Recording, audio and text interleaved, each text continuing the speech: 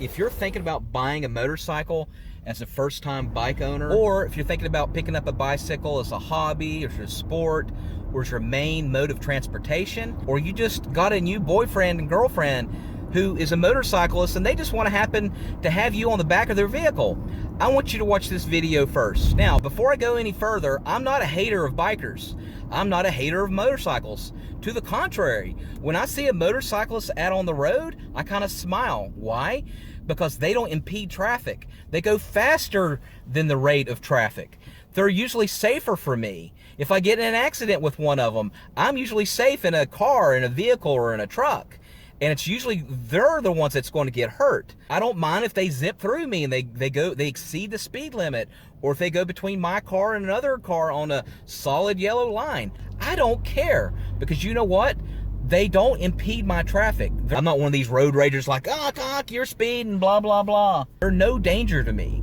So I don't have road rage against them. I'm like, go ahead, man, that's awesome. You have your life, you live your life the way you want to live it. That's fine with me. I honestly think they're better for the environment. They don't take as much gas.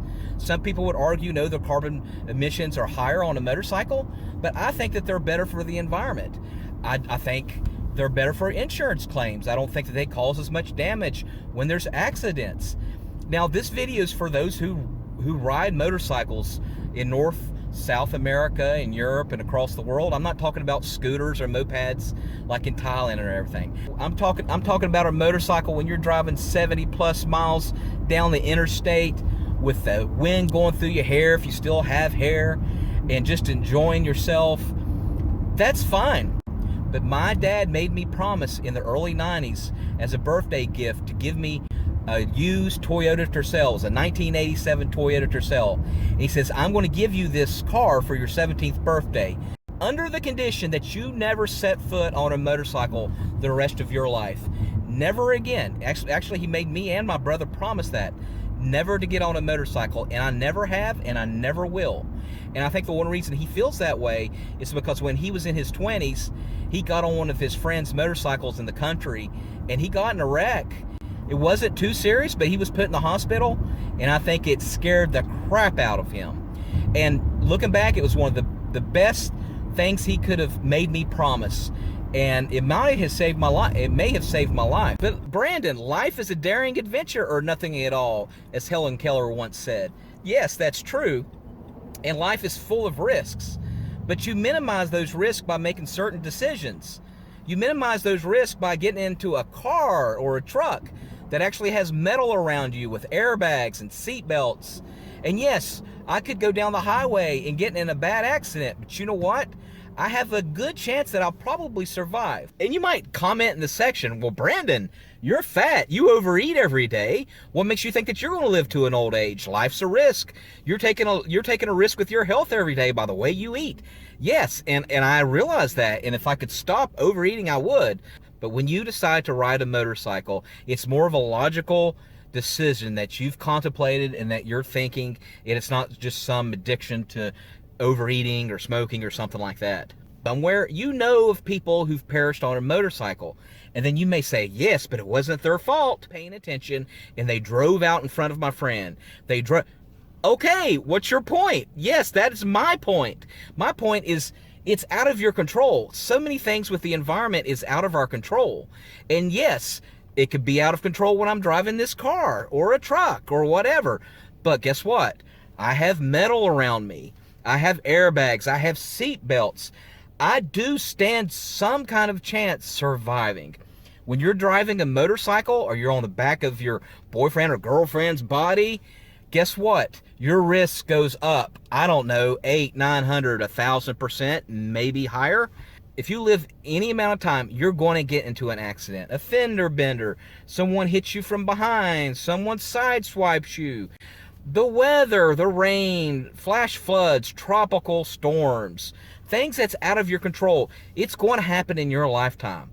Now, when that does happen, what do you want around you? What don't you want around you?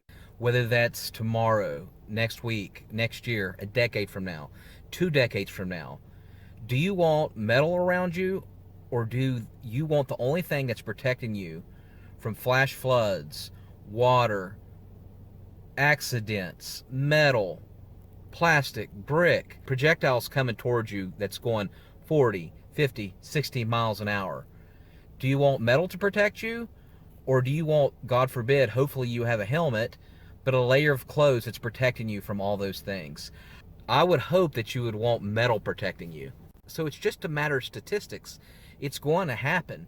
And we know now the way the roads are with social media and everything, where people are twittering out, or they're doing TikTok, they're watching TikTok while they're driving, they're texting their best friend, they're doing their nails, and you can't control what they're doing. You cannot control what they're doing. So what do you do in a situation like that? People are not looking for motorcycles when they drive. They're looking for vehicles with two headlights. And so I've even had to take a second and a third look to make sure I don't run in front of a motorcycle. And if you have been riding a motorcycle for years, or if you have a loved one that's riding a motorcycle, please cut your risk and realize, hey, you've made it this far, and that's good news.